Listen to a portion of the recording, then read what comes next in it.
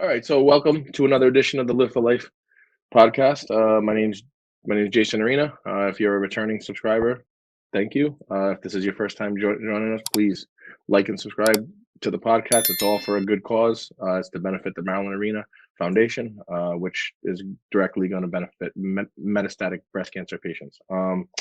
Today, I have a special guest on, Mr. Howard Shatsky. Honestly, it's kind of crazy how me and him kind of like met one another. We've never personally met, but we've engaged on social media pretty much since my wife passed away. I made a video last summer that went a little viral, and a lot of people liked it. And Howard was one of those people who liked it, and he reached out to me on one of the social media platforms, and we have been speaking back and forth. And I just thought it was great how he kept in touch with me, and he's been through a lot. He's going to explain his life and his accomplishments and struggles and what he's been dealing with. And me and Howard, I think we touched base because we were both caregivers. For me, it was for my wife, but him, it was for his dad. And he reached out to me on social media, and it really was. I mention it all the time. I tell so many people, I'm like, I can't even believe this guy still reaches out to me, checks in on me, makes sure I'm good. He just seems like he's a great guy, and I'm glad that he decided to come on the podcast. So I'm gonna let Howard tell you a little bit about himself, and let's go. I don't know. What are you? How's your life going? How's your life going now, Howard? Things are going well, Jason. And, to give a little further background, when I saw your video, it really hit home with me because what you were going through with your wife at that time and the shortage of beds because of COVID was exactly what I was going through with my dad at that time when I was trying to visit him in hospice. Yes. And follow all the rules and regulations. And it was still a very, very taxing time and a very taxing set of circumstances, in addition to having to go through the grieving process. Right. So that's really what led me to reach out to you, was that we had that bond in common, and I could just feel the hurt that you were going through. It was an emotional time, not just for me, but for a lot of people, because you had to deal with, I'm sure you had to deal with a few times with your dad being sick. Unfortunately, through the pandemic, it was very hard for people who were just dealing with chronic disease to get treatment. It was very hard for them to go to the hospital. They were nervous. Marilyn was scared to go to the hospital. And when COVID was full swing, she's like, I'm going through all this treatment. I'm doing all this shit to try to stay alive, and I'm going to go to the hospital and get COVID and die and die from COVID. She was very, very. That's why we didn't go all too often. The times that we did go, it was a horrible experience by no fault of the people who were working there. The staff is great. They were just dealing with a full hospital 24/7, and it put them in a very precarious situation when it came to patient care. I mean, honestly, tremendously overworked. And we had a situation where I'm in Maryland, my sister's in New Jersey, my mother hurt her back, so there was literally a time where the only communication my father could have was through a chat like this, and they had lost his hearing aids. Yeah. And for 2.5 months, the hearing aids were lost. I flew down to Florida on a Friday, had a little chat with the doctor. Yeah. The hearing aids appeared on Monday. I think the hearing aids could have got there a couple months before that. Yes. So things like that are very frustrating. And while I understand the staff is overworked, you and I only have one husband, one wife. Yep. We go through these things. It's very emotional, and you're not your normal self. So the smallest things will set you off. Well, yeah. It's very important for people to realize when they are going through the grieving process. And, as far as background on myself, I remember back when I started my career, I work in football. As an agent, I represented players, guys like Micheal Strahan and Brian Westbrook. And when my grandmother died, I'll never forget, that was at the height of my agent career, and her funeral was literally on the first day of the NFL draft. Ooh. I remember telling the canner who was going to run the funeral, I said, my gram picked a bad day for me. I said, but since she was my first round pick, I'll make. Yeah, right. Yeah. Little did I know he would sell me out and tell everybody that I had said that during the proceedings. So, Right. um, Well, it was definitely a tough thing to go through. And, having worked in football and seeing career ending injuries, you think you're going to be prepared for that. But when it involves your own family, you're not. no. What it now you said you work you used to represent players. Now you represent mostly coaches. Yeah. What is the difference between representing a player and a coach? I mean, I gotta say it's got to be a little bit different when you're talking to the management about It, about a it's contract. Like, very different. There's a whole different set of people you have to know. The good part of it is you don't have to pay coaches to train for the combine. right, There's right, right, right, a lot of money up front that you're no longer putting out. right, And right, that's frankly why a lot of people switch over now, because the big companies are just out moneying everyone. right, right. Okay, so what you were saying is if you signed a potential first round pick, if you signed a guy who was potentially going to this guy, you were going to represent this guy now. I would have to lay out six figures up front. Wow, you would have to lay out six figures for him to train for the combine to increase his draft Train, status. allowance, rental car. He might Ooh, playing, whatever it is. that's something that a lot of people don't even know. I never even knew that that was a thing until until right now. You said you learn, you're supposed to learn something new on a daily basis. Well, I just learned something new. I didn't realize that sports agents had that kind of liability. Yeah, that's why I represent coaches now in large part. Yes, that makes 100% sense. I can see how that would be a great business decision to decrease your liability substantially. All you have to do is represent the guy. As long as he's doing his job, your job must be not easy, but it must be take some of the burden off if you're representing a coach who's a successful coach. You know what I mean? So They not get all coaches are fined successful, but a little bit more than the average person. So yeah. No, what do you think? What would be like you've obviously been around. You've been witness to a lot of things that most people aren't. And when it comes to the sports, when it comes to the sports world, right? When you see like athletes and coaches like interacting, and coaches and GMs, and you've probably been witness to a lot of these things, or you've talked to people about it. What lessons have you taken away from that? Like, what has that taught you as far as just your own life? Is like how, like in the like this is a different business than most people are involved with. So I mean, there's a different set of rules, I would think, right? Like that would it's you a have to follow, it's a very good question. I don't know if I've ever really been asked that question before, and right? I would say that the thing I learned the most was probably maybe something that Bill Parcells said to me when I was Tuna, young, and he just looked at me and said, "Howard, when a good trapper goes out, he doesn't come back with empty. How right, else do you have on your wall?" right. Honestly, I'm 24, 25 years old. I had no idea what he was talking about. Yep. So we go to lunch and we go to the bathroom, and I say to the guy I'm working with, the hell was he talking about? Pelts on the wall. He goes, accomplishments, Super Bowl trophies. Yeah. So when I had my first guy make the Pro Bowl and I was sitting down with Bill again, I said, Bill, just so you know, I have some pelts on my wall now. So what I learned was people will respect you more if you're successful. Uh, Yeah. Unfortunately, you have to work your way into that position, though. Uh, You're in a very cutthroat world though, whereas like these athletes, I mean, the athletes are held to such a high standard. Like these guys are the best of the best. The people who actually make it into the NFL, the small. What do you think the percentage? You must know the ones. Is it less than 1% of less players? less than 1/2 of 1% of every Division I football player even steps on an NFL field. let alone has a career. Right.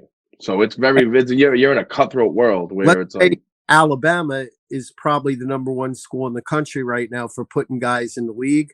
yep, If Alabama's putting 7 guys in the league a year, but they have 30 guys that are graduating, yep, 23 guys that thought they were going to be in the NFL that aren't. right. I guarantee in that locker room thinks they're going to the next level. Yes, yes. That's a very good point. Like, I less than half of 1%. So you're dealing with the best of the best. These guys have to be to stay in the league for a substantial amount of time. That must be. You said worked with you worked with Michael. You said you worked with Micheal Strahan. Okay, I followed his career a lot. I like Micheal Strahan. He seems like he's a great guy. I've never met him. I don't know him on the personal level. I just know what I see on TV. I know what he represents to the world. He seems like he's a pretty good guy. He was in the league for a long time, and he played DN. What kind of? I mean, when you see guys go through like struggles like this, and they're like, do they have like same like?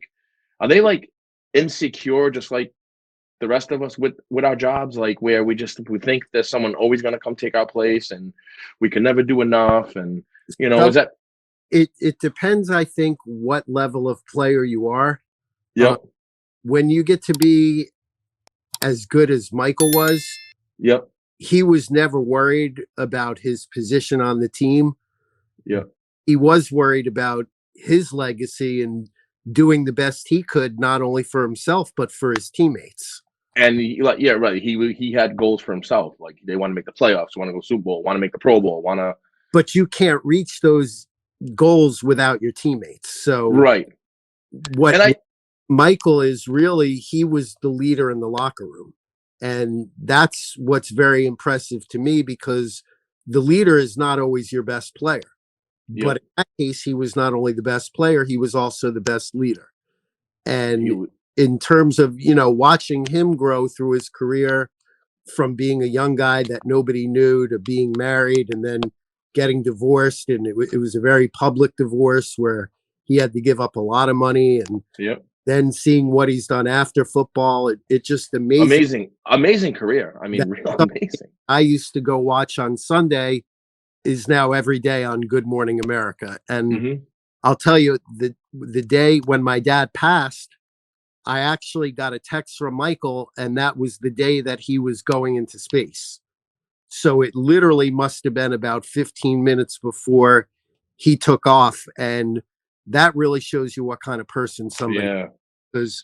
Like I've told you, when you have a death in your family, everybody's there for you the next week. Yep. 2 months later, who's there for you? The people who really met the people who really care. There's gonna be a lot of people who are like they're reactionary sympathy. Everyone when Marilyn passed away. Marilyn's passing affected a lot of people. Marilyn was a I very important person to a lot did of people, not just me, message. my kids. She was important to a lot of people. Marilyn's death caused her parents, her brothers. She has two brothers. They have family. They have significant others and children and nieces and nephews and cousins, and she has a huge family. And Marilyn's death caused like a a shockwave through the family. You know what I mean? So it's like, and that's never going to be the same. Your family's never the same. Mine's not the same. My whole life is different. My life is like upside down. I'm like one of those break dancers from like the '80s. They spin on their head. My that's how my life's been since last August. You know what I mean? And I've been lucky that I've had support around me. I've had good people, and honestly, I've had some bad days where I don't know why, but you would send me a message, and I'd be like, "Damn, this guy's fucking thinking about me." Like, at least somebody, like, you know what I mean? And that means a lot to someone who's going through, every day when you're uncertain about what's going to happen and you don't know what the future holds. Because I honestly had my whole life planned, and now everything's different. And I'm sure you said you were very close with your dad. You have a totally different relationship with your dad than I have with my What dad. I haven't had a meaningful conversation with my dad since I I was 50. believe it was Mike Tyson said, everybody has a plan until they get punched in the mouth. That's right. That's right. Now Um, you, and like you said, I had some people reach out to me that I was just blown away by. yeah, On my LinkedIn, an agent that I know the name, but could I put the name to a face? yeah, Absolutely. Have we ever broken bread together? Absolutely not. But yeah, the message I got from somebody I didn't even know yeah, meant so much to me right, that somebody would take their time to reach out about my dad who they didn't even know. yeah. It really makes. I mean, I had a huge like that video that I made that obviously connected us. It connected me with a lot of people because it resonated with a lot of people. And like you said, we make relationships people you don't even know. Like you, I didn't know I didn't know you before I made that video. You know what I mean? And there's a lot of people who I talk to. There's a guy that's going to help me with all these fundraising events locally in Charlotte for the foundation. I didn't know him before I made that video. He did the same thing. He reached out to me the same as you did and said, "Hey, I really liked the video. I want to help you with your nonprofit. I just can't help you like financially. I'm not well off like that." But he said, "I love to do like fundraising stuff." So he talked his boss into letting me use the place where he works. They're gonna let me use the place for free. I'm gonna have like a musical festival in September, I think. We're starting to put it all together now, but it's just perfect strangers. That guy, I don't know that guy, but he reached out to me and I just stayed in touch with him the same as I did with you. Now, um, that's positive things that happen from negative events that happen in our life. Then there's always the negative stuff that happens. You know what I mean? Like, and that's the stuff that you can't really change. But using your career as an example again, like you obviously we were just talking about the good things that you saw, the leadership roles, the people who were positive through like the the you know the tuna gave you that advice. How many pelts you have on your wall? He challenged you to be better. You know what I mean? But then I'm sure you've met a lot of people along the way that haven't been a positive influence. I'm sure there's a lot of athletes who are just toxic, and I'm sure there's a lot of coaches that are toxic, and I'm sure there's a lot of GMs that are toxic, and I'm sure that you've dealt with these people. What are some of the negative things that I you have experienced? To me, the You know? biggest thing, honestly, was the way my career went. Yep. After about 20 years of working with these people, all of a sudden things had changed and Yep. I was the guy on the way out. And Yep. that was similar to my dad's passing. It was really a grieving process for me because didn't see it coming, didn't think I would ever not be working there. And there Yep. were things in retrospect that I found out that were done that aren't too nice or too ethical. But, like you said, I'm in a very, very tough business. And Yeah. that's why when the people that you are friendly with that reach out to you, like there's an agent friend of mine who's represented some of the biggest players in football. His wife is going to die of cancer. It's just a matter of time. And, we talk now and text, and he's basically doing what you did. He's dedicating his life right now to making her days as happy as they can be as long as she's here. And That's all, and that, you can give your friend some advice from me because I just dealt with the same situation that he's dealing with, and you can tell your friend that there's this helpless feeling that never goes away. It's there when you go to bed. It's there when you wake up in the morning. It's the first thing you think about. It's the last thing you think about before you go to sleep. All day you're thinking about it, and it's this helpless feeling that you can't do anything. Nothing that you're gonna do, nothing that he can do, nothing that I could do for my wife really didn't make a difference. and people make those little wristbands. Yep. At one point, I think I had three of them on at once. Yeah. And then Yep. somebody passes away, Yep. and you don't want to take that thing off Yeah.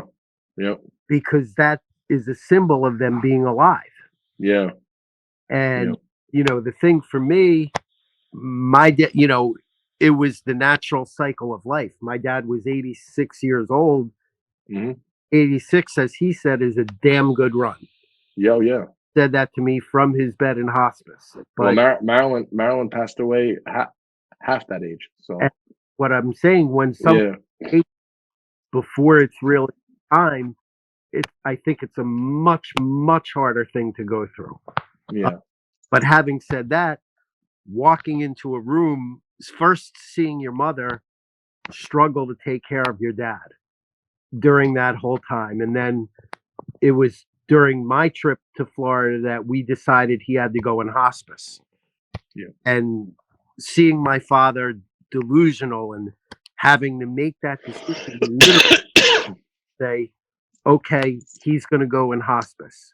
yeah, And because once that happens, that's the bed he's going to lay until the day he dies. yeah. Marilyn was in hospice for I the last week of her life. Yeah, can look at my dad in a diaper, yeah.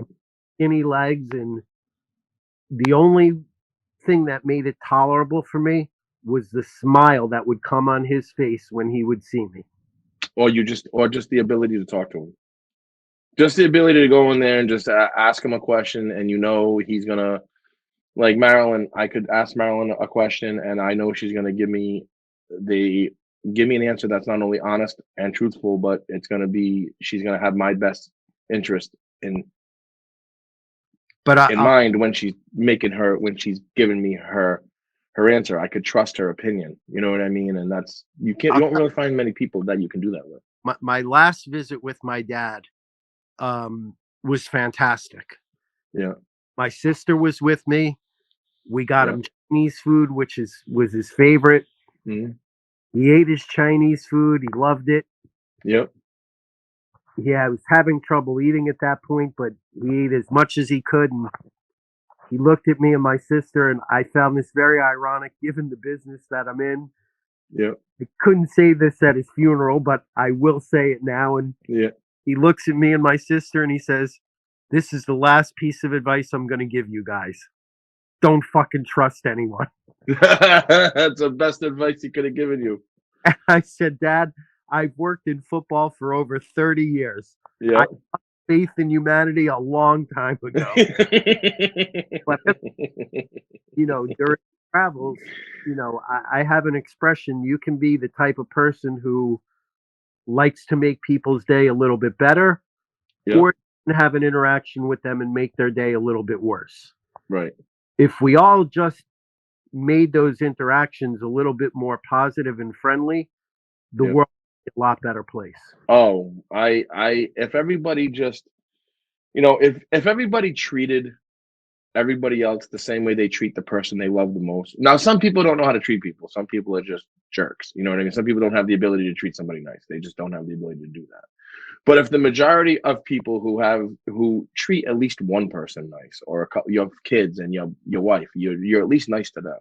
If you just treated everybody outside your household the same way you treat them, oh my God, how much better would this place be? How much better would the whole world be if everybody just got out of everybody else's business But and I think just there are a lot of lessons that are very valuable that we can learn from these things that have happened. And mm, in my family, unfortunately, we've had a lot of grief to deal with over the past 6 months. yep, Not just my father. There's been other family members and some of our extended family, and one of those was a 24-year-old kid just starting out her life.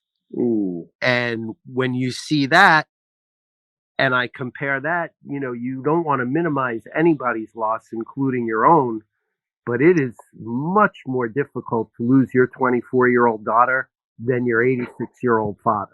well, it's not that it's just a hurt on a different kind of level. Like, you expect your parents to die at some point, when you're like, I expect my mother to pass away at some point, and I don't know if I'm gonna still be here soon, but I expect her to pass away before I pass away.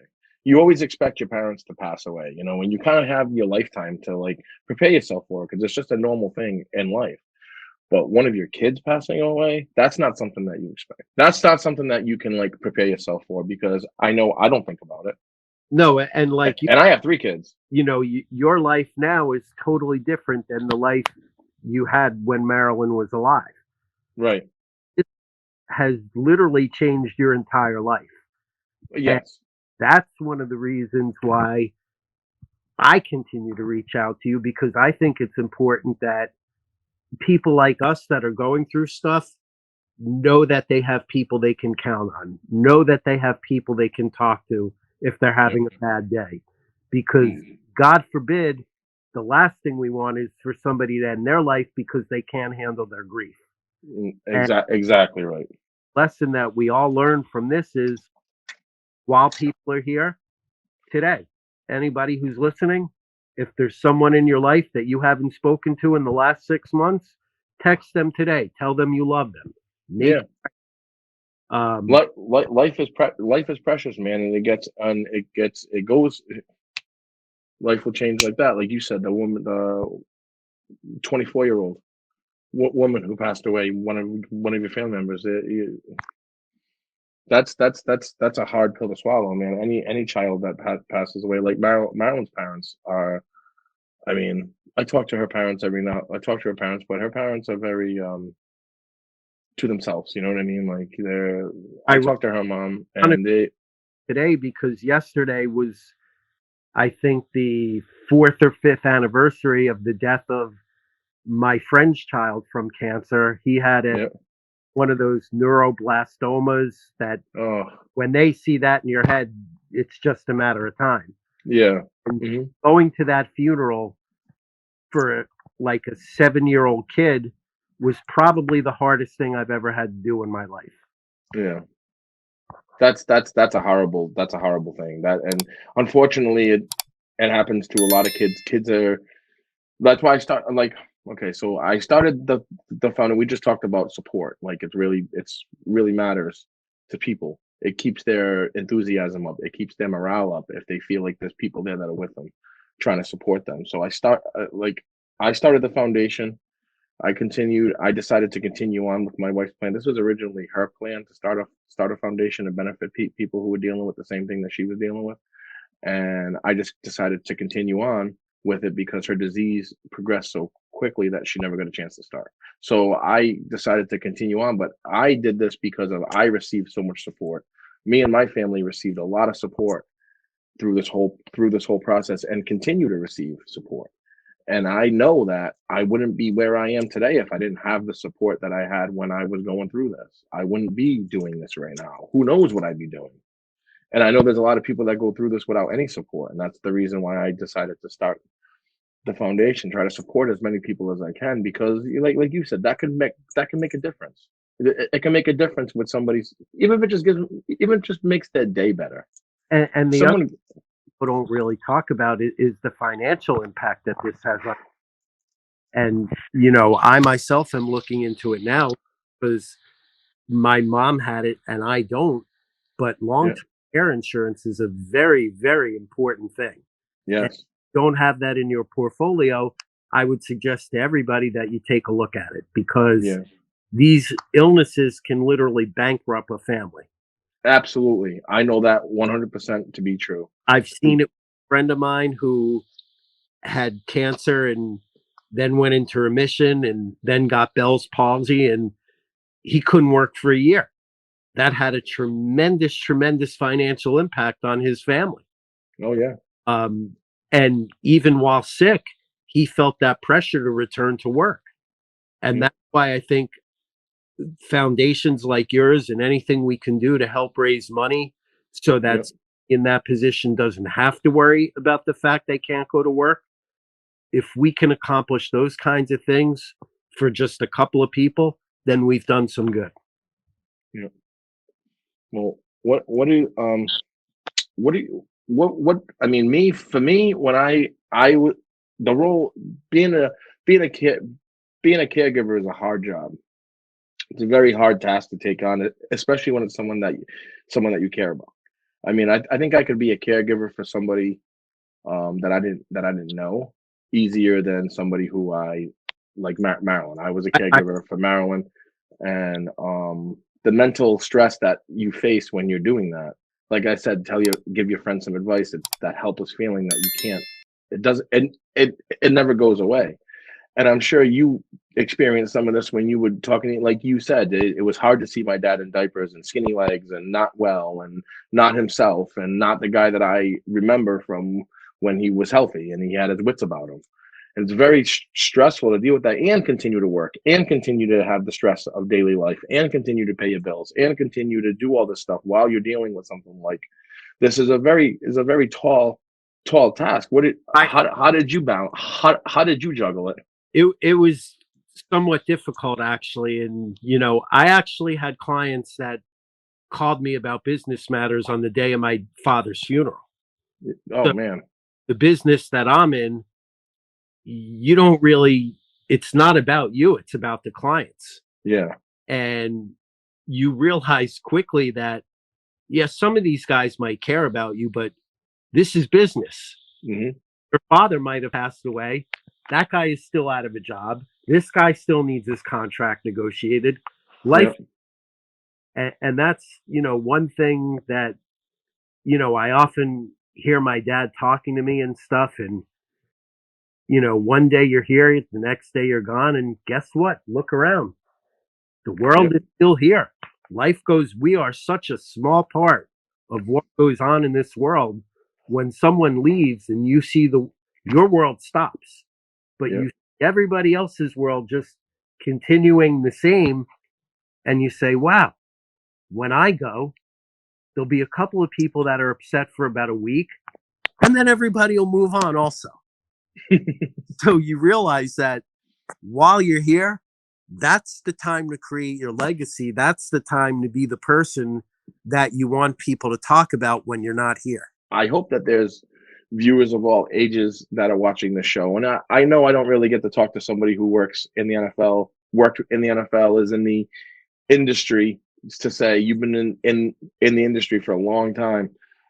And not I'm not talking about players. I'm talking about just jobs like you do or jobs with like the NFL industry in general. Would you give any advice to people who are listening to this, whether they would what what is this a good career to take on? What you've done with your life, is this something that you would recommend for others to do? No, No. absolutely not. Would I recommend they work in sports? Yes. Would I recommend they be an agent? No. Uh, there are so many things you can do in sports. Everybody always thinks, that representing people is the cool thing to do, but at the end of the day, it's Yep. about your bills. Yeah. And while the experiences you have might be unique, they don't go towards your mortgage. Yep. The older I get, and hearing my dad say on his deathbed that the one thing he wished he could have done was leave more money for me and my sister, Yep. kind of given me a new attitude and a little bit of more drive. I recently made the decision to leave the firm that I was with representing coaches and start my own firm. And Yep. one of the things I did was because of my dad's passing. Hmm. I was said to myself, you know what? I'm going to kick this thing into high gear. I'm going to get some good D1 clients, and I'm going to make my dad proud again. Yep. I think that's what we all strive to do once we lose a loved one. Is like me? I always wonder if Marilyn thinks I'm doing the right thing. You know what I mean? I always wonder if Marilyn's like happy with what I'm doing. You know what I mean? Because I have changed my entire life, but I kind of had to out of necessity because I have 3 kids and now I'm a single parent. So I went from being a married like a year ago today. A year ago today, Marilyn was feeling great.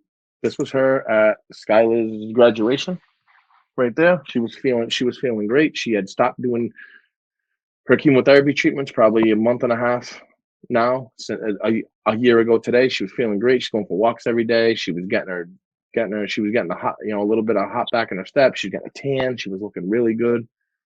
And then that lasted until middle of July. And then she started getting sick middle of July and she passed away in the middle of August. So I mean it took a toll on her because we were hopeful for the future. Marilyn was feeling great, and then all of a sudden it just all changed. And then my life changed. My whole life is different now. I used to run a small site contracting company. We do water lines, sewer lines, storm lines, grading, stuff like that. I kind of had to take a step back from that when Marilyn got sick because I had to spend time with her. I wanted to spend time with her, and I had a qualified person who could take care of the field for me. I was very fortunate to hire this guy who was very, very, very capable of doing the job that I was doing. And he basically took over for me, and I, he basically. But now with COVID, with this supply chain problems, we've had to shut down. We can't get supplies. We're shut down on all these job sites. I'm a small business. We only have one crew. You know what I mean? So it's like we're working on one job. We have a contract to be here for six months, say 8 months. We're supposed to be here for 8 months. So then my job is to book another job once that job's done. Well, if that job gets shut down midstream and you don't have anything else to do because of supply chain problems and the suppliers are telling you this isn't going away anytime soon, we had to make the tough choice to just shut it, just shut it down. And that's what I'm in the process of doing now. So much like you, my whole life has changed. Went from being married, my wife used to take care of the kids. She took care of a lot, and she took care of a lot. All the household bills. I've had to take on all these new roles, and I'm fortunate that I can take the time to do this. I'm fortunate that I have money where I can pay my bills and take this on as a new job. Like you, it's when I know whenever you start your own thing, it's nerve-wracking.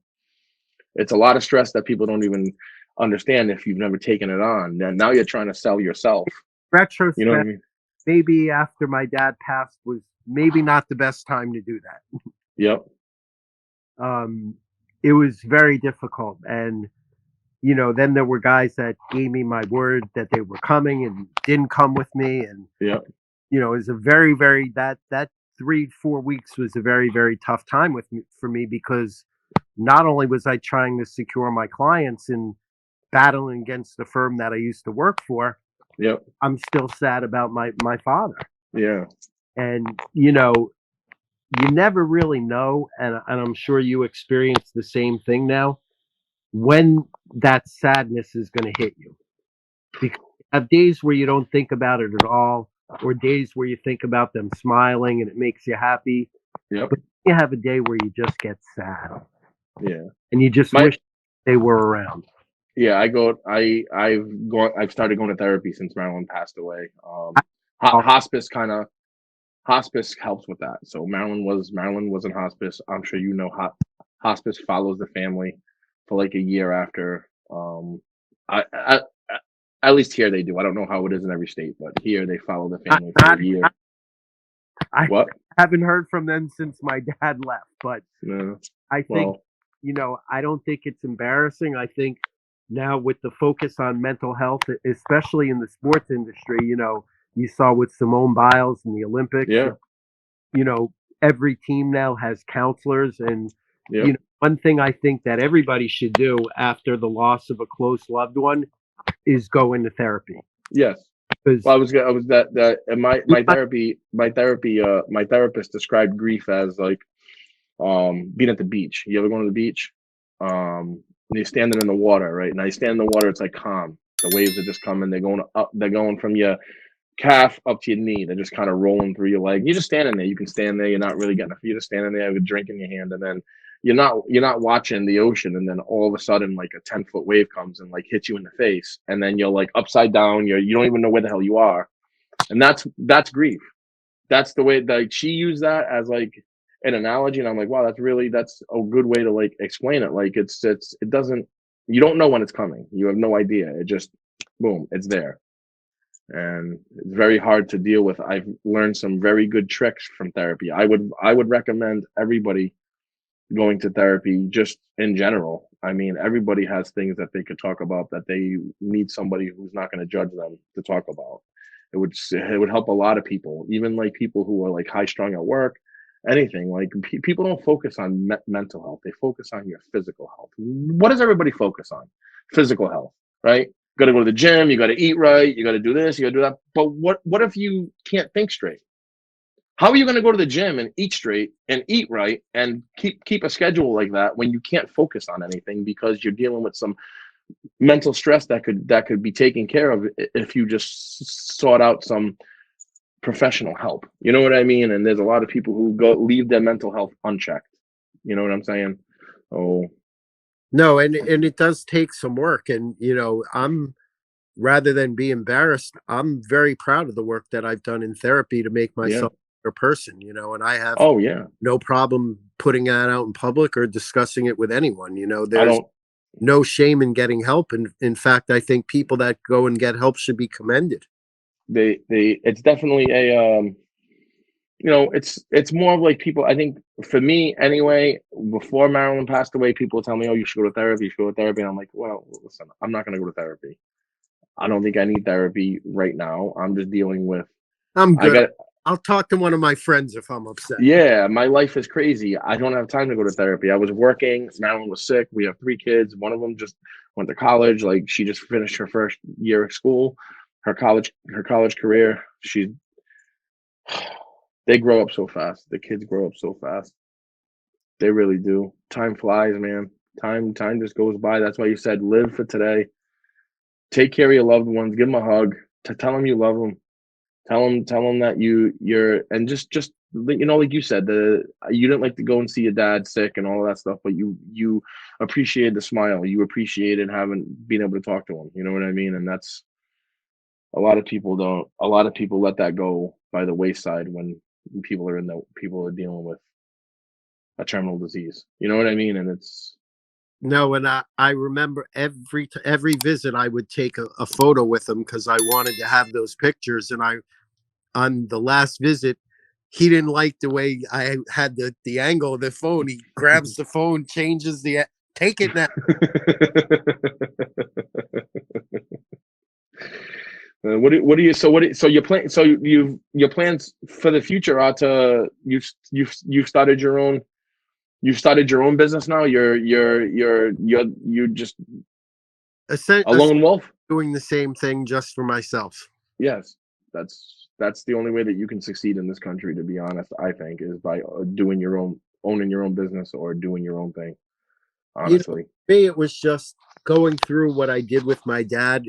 Kind of makes you start taking stock of things and reevaluating things, like you said, and maybe wanting to make some changes in your life. And yeah, I just kind of decided that at my age, if I'm going to do this, it has to be now. right. Well, I mean, that's a bold. It's always a bold move to go on your own.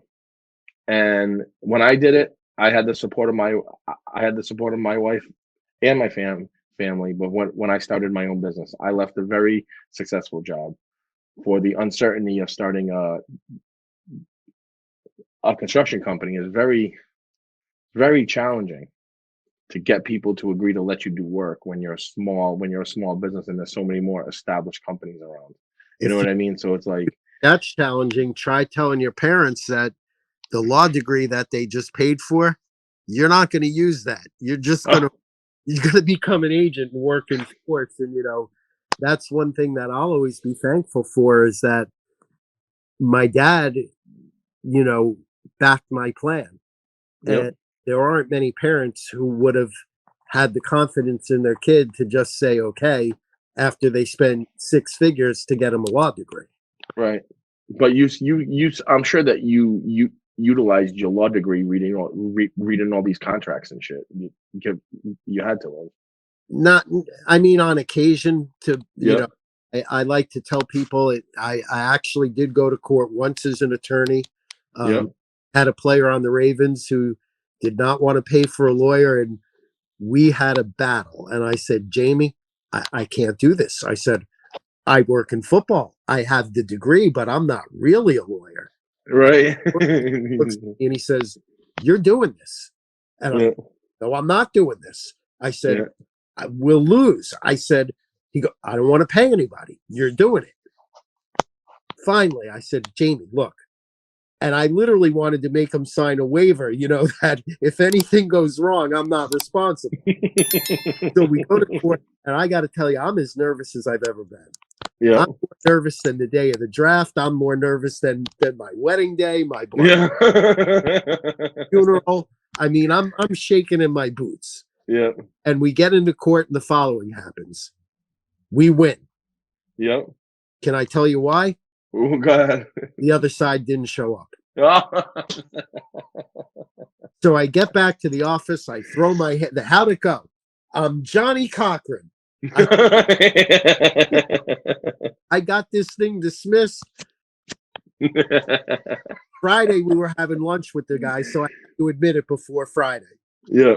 So I let it go for a couple days first. So Yeah. just so everybody knows, if you ever need a good attorney who's never lost a case, right? Oh man, that's funny. You've had a lot of like experiences throughout the years that most people don't get to. Most people don't aren't involved in this type of environment that you were, No, I have to tell you, involved with. very difficult to not put on my agent hat when I was dealing with the people in the hospital about my father, because Yep. the incompetence and things that I saw. Now, don't get me wrong, like you said, there's a lot of the staff that was very good, but there's Yep. also a portion of them that were not very good. That don't care. Some of the things that I saw, I thought my head was going to explode, like when my father didn't have an IV in his arm. Yep. And I'm looking at this place, and I'm sitting down with his assistant, the director of the hospital, who apparently, I look on his Twitter, my dad's dying in hospice. His biggest problem that Sunday is which one of his 6 Tampa Bay Buccaneers jerseys he's going to wear to watch the game. Oh man. And since the game's in Tampa, which is about 3 hours away, I'm kind of wondering if he's putting that jersey on to sit in his basement and watch the game at home. Right. Because And that's what's and a I'm concern to him. Yeah. now I'm getting really pissed. You're too Yep. busy to have a conversation with me, but you got 3.5 hours to watch the Bucks on Sunday. Yep. So that's when I wrote him that little note on Twitter, and I used, I'm not above using my job to get what I need. Yeah. I said to him, "Oh, glad to see you're a Bucks fan." I said, "I'm very good friends with their general manager. Right. If you happen to run into him, let him know I said hello. Oh, and by the way, still waiting to hear from you about my dad." Right. Well, just a quick little story about me having to navigate the healthcare system with Marilyn when she first got re-diagnosed stage 4. This is January 2019. We went into the hospital, and they had to do a biopsy on her liver. And Marilyn was the type of person where she always kind of had high blood pressure, especially when she was nervous. She just had high blood pressure, like a lot. So we went into the hospital and her blood pressure was high. So the guy who was going to do the test, he comes in and he's like, "Hey, we're not going to be able to do the test.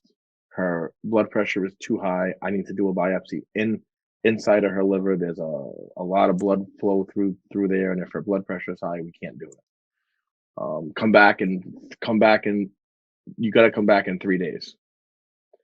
So I look at the guy and I said, "Hey, in 3 days, my wife's blood pressure is going to be higher than it is now." I said, "I don't know what sending her home for 3 days is going to do." But I said, "I'm not going home. We're not leaving this hospital." I said, can't you bring her into the back and just give her some medication to lower her blood pressure? Then you can do the biopsy. "Well, we really don't like to do that. I said, let's talk about this. I said, "What if I walk out of here with my wife? I take a right-hand turn, because when you walked out of the main entrance, you go to the right, and the ER entrance was right there. I said, what if I take my wife and I walk into the ER and I tell them that she has stage 4 cancer and her blood pressure is out of control. Can you stabilize her, please?" And then they're gonna bring her into the back and they're gonna stabilize her. They're not gonna let us leave until she's stabilized. I said, "So if I bring her into the ER and I get her stabilized, then would you do the test then?" And he said, "Well, yeah, I guess so." And I said, "So why don't you save me a walk to the fucking ER Some and money. just take her into the back and just give her the medication that they would give her in the in the ER and we can get on with this. And he walked in the back and he came back out like 5 minutes later and he said, yep, we're going to bring her in the back. But it's sad that it takes something like that. You have to say, like, you kill him with logic. Like, okay, you're not going to stabilize her, but the ER doctors will. You know what I'm saying? Like, it's sad that it had to go that. And like you said, you have to be a jerk. When You have to logic be a jerk. when logic doesn't work, unfortunately, to get something done, you have to go to a level that you don't really want to go to. Yes. And that's where I used my football experience to help my parents out. Yeah. You know, I literally felt like I was battling for my father's health. I was. That's definitely what you were doing. I And was it's doing that for Maryland. very stressful because you just want to worry about your dad. You don't want to have to go through all this crap to make sure he's getting treated right at the hospital. You think you think your loved ones are being treated right. You just think that you take that as a given. gift, right? Yeah. And it's They're doing everything they possibly can to get them better. That's what you think, you know. And then when you find out that that's not the case, you react the way that we did. and that's why they all know my name. That's why they all know your name. But all right, well, this has been a interesting podcast. I'm really glad that you decided to come on and do this with me. You said you got your own business going. You have any other plans for the future besides just doing your own thing? You got any other plans that you'd like to do? Any other I'd like goals you'd like to achieve? to move to Florida and be closer to my mother. That's cool. Where in Florida? Probably in the Boca Del Rey area, somewhere around there. Beautiful area. But I'd like for the housing prices to go down a little bit first, although that means I'll get less money for my house too. So I don't really. You got to be like my neighbor across the street who already had his retirement home bought. Right, and then you just sell your house and then move sell out. your house and move to California, and now you're good to go. Yep. Well, I think we're pretty much out of time right now. I took up enough of your day. I know you're a busy man, but I'm hoping we can do this again sometime in the future. I'm hoping to be willing to come back on. I mean, you can come on. I have another podcast too that I'm doing. It's called the Wheat and White Bread podcast. Me and my friend, we talk about social issues and stuff like that. Things that need attention. We've came up totally different backgrounds. He's a black man that grew up in Memphis, and he lives here now. And I'm from the Northeast, and I'm a white dude, and we grew up in completely different upbringings and completely different views on things. He grew up in the South. I grew up in the Northeast. I know you've been up to the Northeast, and it's a completely different setting than the South. So we have a different perspective on things, but we're trying to show people that even people from different backgrounds, completely different backgrounds, can sit down and talk about things and have a logical conversation. So I'd be, when the NFL season starts, I would love to have you come onto that podcast. We can talk sports, because I'm a Patriots fan. My buddy is a Philly fan. I don't know who your team is, but I won't hold that against you. well, I grew up in Rhode Island, so I grew up like 30 minutes away from the stadium. So I mean, let's just say they know my name in that building too. But anything I can do to support you and the foundation, I'm always willing to make time for you. Okay, I appreciate that, really, Howard. I really do. This has been an amazing experience here, like meeting you through social media and then staying in touch for the last 9 months. It seems 8-9 months we've been staying in touch. And then I started it's been that long already. Right. Yeah, I know, right? It's crazy how time flies, man. Feels like yesterday to me. Right. Yeah. For me too. Like I said, a year ago, my life was completely different. A year ago today, my life was 100% different than it is now. And I think it is, and you too, you've had a lot of change too in your life. And I just want everybody to see that you can go through the most disheartening times that you can think of. And still, if you my mantra this whole time has been like Dory. I just keep swimming. That's it. I just keep swimming. Eventually something good's going to happen. You know what I mean? So that's it. That's how I live my life. And if people live their life that way, I think the world would be a more better place, a more productive place, you know? But I thank you again, Howard, and I thank everybody for tuning in to the podcast. Like I said, like and subscribe to the podcast if you are interested in helping with the foundation or you just want to know what it's all about. Check out the website, the MarylandArenaFoundation.org. There's a lot of good information on there, and check out the Live for Life podcast. And again, I thank Howard for coming on. He took time out of his day to support the cause. So I Jason, appreciate that more than you know. why don't you just tell me that URL one more time so I can put it on my Twitter, and so people, if anybody's watching, they can see it. The Maryland Arena Foundation.org. And it's ARENA for those of you. Yeah. Maryland is so MARILYN, like Maryland Monroe Arena, like a sports arena. Yeah, the Maryland Arena Foundation.org. That was my beautiful wife's name, and continue on with her mission was to help others.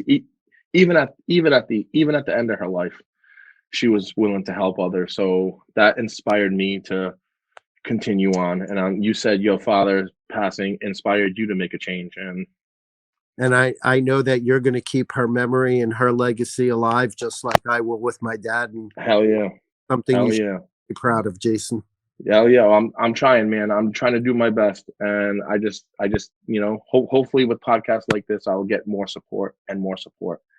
But I thank you again, Howard, and please, like I said, like and subscribe to the podcast, support the foundation. It's all for a good cause. These are people who need help the most, dealing with a terminal disease, and it's just a daunting task with medical bills and daily life.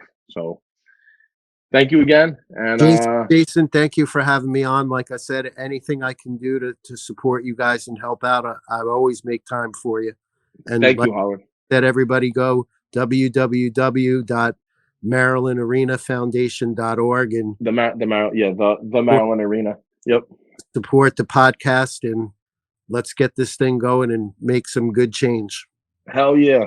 Well, thank you, Howard, and I'll be in touch, man. We're definitely gonna have to run this back again. So all right, my friend. All right. See you, Howard. Thank you.